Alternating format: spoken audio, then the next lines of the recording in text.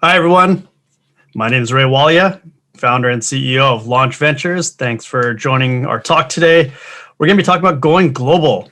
And this is obviously a timely subject for a lot of companies, especially coming out of COVID. Everybody's looking at how to run their businesses more efficiently, but also expanding and growing your business. Just a little bit about Launch. We're a network of incubators, innovation studios, and investment funds positioned to help mentor entrepreneurs, provide them access to resources. But more importantly, we're for entrepreneurs by entrepreneurs, providing a network and environment for you to launch, fund, and grow your startup. We've got a number of different brands that are under the Launch banner. Traction Conference is our international conference series. We've got a number of public companies that we've helped along the way. We've got Victory Square, which is our venture fund, Playwise, which is one of our innovation studios. We have the number 2 VR AR industry in the world, and Launch runs VR AR Hub. And we're also doing some work in Asia as well, partnering with the Shenzhen Tech University. But we're most well known for our nonprofit, which is Launch Academy. Launch Academy started in 2012. In 9 years, we've incubated over 6,000 entrepreneurs, and 300 of those have grown to a seed to Series A stage and having collectively raised over $1.2 billion in funding. And as we talk about going global, Launch Academy runs a number of different programs. We'll get into it a little bit later, but we've helped companies from all over the world. I think it's 27 different countries. There's over almost 100 companies now that we've helped expand and grow into North America. And when they do this, we work with them up to like 24 months, sometimes even 36 months, helping them get their strategy together, expanding and growing, tapping into our network, but also accessing immigration programs, grants, and other activities and resources in Canada that are available to Canadian companies. And one of the few things that everybody kind of looks at is not the few thing, but the main thing people tend to look at is where are my current and future customers going to be? And that's where I want to look at locating. We're obviously going to talk a lot about North America because that's where we are and that's where we focus, but you can look at this from the lens of any other country in the world. But first and foremost, you look at where are my customers? Then you want to look at, well, what type of presence do I need to have in that market? Is it a digital footprint? Do we actually have a full corporate presence? Do we have a physical presence? Are we opening up a new headquarters in that region? And why else are we moving to this region? Customers obviously are very, very important, but is there other reasons, or it might not even be customers? Like, are you looking to access funding? Are you looking to network or get connected to decision makers? Are there local incentives or non-dilutive funding that's available in that market that can help exponentially grow your business that aren't available in your home country? But more importantly, you want to look at what is that landscape in that region that you're moving to for your particular industry, and what role do you want to play? And then the most important reason by far across the board is how can we positioning ourselves in this market give us access to talent to grow our business, talent to grow our revenue, talent to build our tech, talent to take our company public or raise more funding, whatever it might be. Talent is one of the most important things to businesses as they scale and grow globally. And so again, when you're looking at one of the first and foremost things is current and future customers. Do I already have a customer base in this market? North America, Canada, US, or we're looking to expand and grow, and we know that the US market is one of the biggest markets in the world, and that's why we want to be situated in Canada or the US in order to tap into that new market base. But sometimes there's other reasons outside of just customers, and customers are very important, but also, as I alluded to, talent is very important. But as you are expanding and growing, you want to look at various tactics and strategies. Why do you want to be in this market? What are some of the restrictions or opportunities that are presented for your IP? Are there tax advantages? Are there foundational issues that allow you to grow your business in new ways, tap into new resources, like being close to certain universities that have an expertise in artificial intelligence that might not exist in your home country? But then also, more importantly, immigration. And we go back to that talent. reason. Like immigration plays a very, very vital role in the ability to attract and retain talent. And Canada obviously has a lot of opportunities with immigration.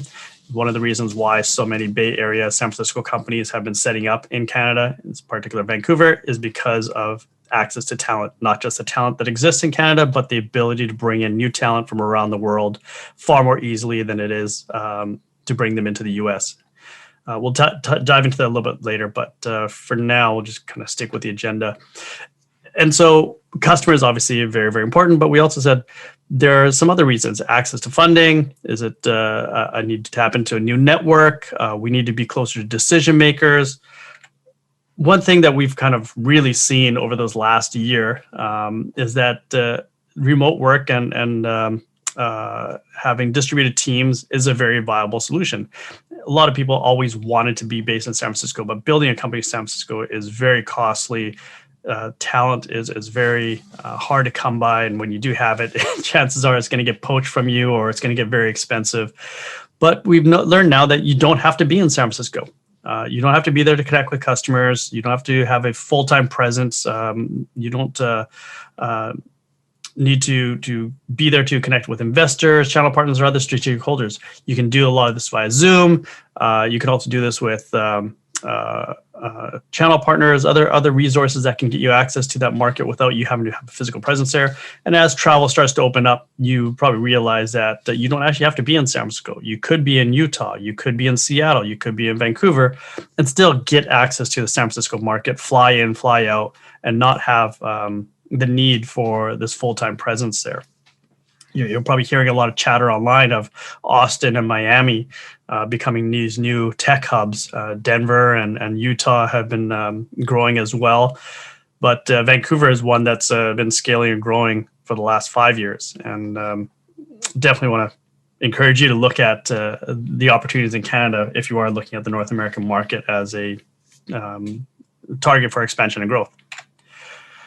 One of the other reasons to look at alternatives is one of the other things you want to do is when you're looking at alternatives is look at what is happening in that region. A lot of times these regions are trying to grow their economy. They're trying to connect in different ways and explore different approaches to differentiate themselves from other tech hubs. And what's happening in this particular region for Vancouver, Seattle, and Portland is the Cascadia Innovation Corridor Initiative. So this whole region is called Cascadia, Vancouver, Seattle, and Portland.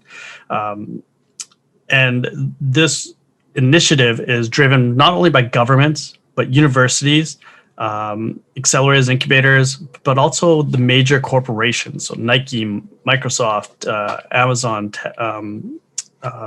T-Mobile. There's tons of different companies that are banding together to try to make this region as the default region when you think of three key technologies. That's blockchain, quantum computing, and virtual reality, augmented reality. We won't dive too much into it, but this is an example of an initiative in this region that might be interesting for you as a company to explore. If you are in blockchain or quantum computing, you probably want to position yourself on this part of the North American continent as opposed to on the East Coast, where you might not have as much momentum in these areas. And the other thing to look at is, well, how big of a footprint do you need? Can it be a digital footprint where you just have a virtual presence? You might hire some remote workers, but there's no need for a full-time office. They will all connect to your headquarters via Slack, via Zoom and whatnot. Or do you actually need to have a more structured corporate presence? Do you actually have a corporation incorporated in Canada or the US? Do you hire people full-time on a payroll in the new country, or do you want to keep it digital and virtual and have them as contractors? And so these are all strategies that you need to figure out. But as Jack Dorsey says, we need to figure out how to build companies that are distributed, that is not burdened by time zone, but is advantaged by them. And there's lots of different tactics that you can use. And 2020 has really shown us how easily tech can adopt these new mentalities. And we've always been doing it for quite a while with the remote workers and virtual settings, but it's just been on steroids for this last year. And that trend is going to continue. And tech knows no borders. We as tech entrepreneurs want to see global customers. We want to see people around the world using our products, but we also want teams and insight and contributions coming from all different parts of the world. Diversity is a key to successful companies moving forward. You need to have a mindset and groupthink that is not just brought to you by one channel of thought, having different ethnic backgrounds, but also different gender backgrounds and different economic backgrounds and cultural backgrounds, all lends itself to a more robust and relevant business and product offering, in my opinion. And so diversity is very key, and building remote teams and virtual teams, building international offices are something that's just going to keep growing as we move forward in 2021 and beyond. And as alluded to earlier, like, you also want to look at what is the landscape for your industry and what potential role can you play. Sometimes you want to start small, but other times you want to come in and make a big noise and win market share or attract more talent or get the attention of investors or strategic partners. Or you want to keep it low key and keep the focus on other parts of your organization in other jurisdictions or geographical areas.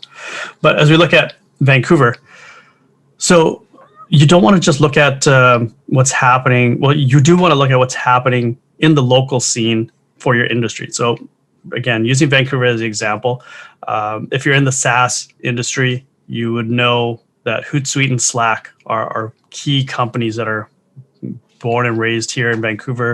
If you're in quantum computing, D-Wave. If you're in online gaming, esports is here. If you're in biotech, Zymeworks, and so on and so on. So understand who are the local anchors and success stories. And depending on how big that jurisdiction is that you're moving into, you want to look at, well, who are the multinationals that have a presence there? Again, using Vancouver as a reference, Microsoft has a couple thousand people. Amazon's probably got like close to 10,000 people here. You've always heard about HQ2 and the rumors of what's been happening in the US. Well, technically default HQ2 is Vancouver. We're a 2-hour drive from Seattle, 2-hour flight from San Francisco. A lot of activity happening across the border between Vancouver and Seattle. And guess who's on both sides of the border? Microsoft, Amazon. Boeing is another one. Facebook has a big office here. Apple's building a brand new tower as well. The list goes on and on. But depending on what jurisdiction you're going to go into, you want to look at, well, what is that multinational footprint in that market? And if there isn't a lot, it could still be a very strategic position for you. But most of times you want to see that there are some multinationals moving into that market, because that shows you that there is some longevity and resources in that market for you, because the big multinationals are there. They're starting to create a footprint that other people can build around. And that's where you start to see expansions coming into the market that aren't the multinational level, but still significant names. And a key one here from Vancouver, like I said, a lot of San Francisco Bay Area companies are setting up offices here for multiple reasons. Geographical location, time, being in the same time zone as San Francisco, the dollar being in their favor, but a lot of times it is about the immigration and the talent. And so all these Bay Area companies are expanding into Vancouver. And so this goes back to you and your plans. If you are looking to come into North America and you're picking Vancouver as one of your destinations, you're going to look through these three streams of, okay, well, who are the local success stories? What are they doing in my industry? And what type of competition or collaborations are there? Who are the multinationals? The more that are there, the safer bet it is that that's going to be an ecosystem that's got longevity and resources that will be there for a while. And then you look at, well, who are the other upstarts or significant companies coming in and growing their footprint? Again, can be competition, can be a challenge to attract talent pools, or you could also look at it as, hey, well, that's validation that is a market where we're probably going to see some success because other people are moving there as well. You also look at local incentives and or non-dilutive funding. Now, most often this only will happen or can only be taken advantage of if it happens to be a physical footprint that you're looking at in that jurisdiction, incorporating in that jurisdiction. So for Canada, as an example, if you are a Canadian company, you can tap into a variety of different government grants, resources, access to university programs, tax credits, incentives or programs designed around attracting talent, immigration programs and whatnot. But again, applicable to Canadian companies, but you can look at different organizational structures that allow you still take advantage of that. That's one of the things that we do at Launch, working with these international companies, understand how to navigate through that process and make sure you're structured properly so you can take advantage of these programs. And some of these tax programs can be very, very lucrative. The scientific research and experimental development grant or tax rebate essentially gives you 65% of your R&D costs spent in Canada back each year. So if you're spending $500,000 in tax, you're probably going to get $350,000 of that back. 500. Let's use round numbers. Say you're spending $1 million in R&D in Canada, you're probably going to get 650 million back, or 650,000 back in tax credits. And that's a lot of money. That can be rolled over. It can be used for other things. Comparative to the U.S., their tax programs are around 15%, I believe. So for $1 million, you're going to get $150,000 back. So that $500,000 difference in Canada can go a long way. And then there's other programs, like in Canada, we have the Super Cluster program that brings in resources not just from the government, but from multinationals, from universities, and just to brings a concentration of resources in specific verticals. So, for example, if you're artificial intelligence or due to something in the aquatic sciences, there are super clusters for each one of those that gives you a concentration of resources that you can tap into. Well, like I said, time and time again, the biggest thing is access to talent. No matter where you are in the world, no matter what type of industry you're in, it is a fight for talent. And that fight is just going to get harder and harder. And so you want to position yourself for success. And we also have been in this situation as traveling entrepreneurs and executives, rushing through the airport, maybe not last year, but prior to last year, and hopefully soon moving forward. Immigration becomes an obstacle. It very, very rarely is an advantage. But one of the things that we tend to lose sight of is we think about the immigration rushing through the airport, the challenges of getting to different jurisdictions from an executive level. But this is also a passive stress that barrier that you don't need to have in your business for your tech talent. A lot of times you'll see people, especially in the US, that are on H-1Bs, scared to leave the US. They might have family problems back home, issues that they need to deal with, but they're scared to leave because they're not sure if they're going to actually be let back into the country. Political instability or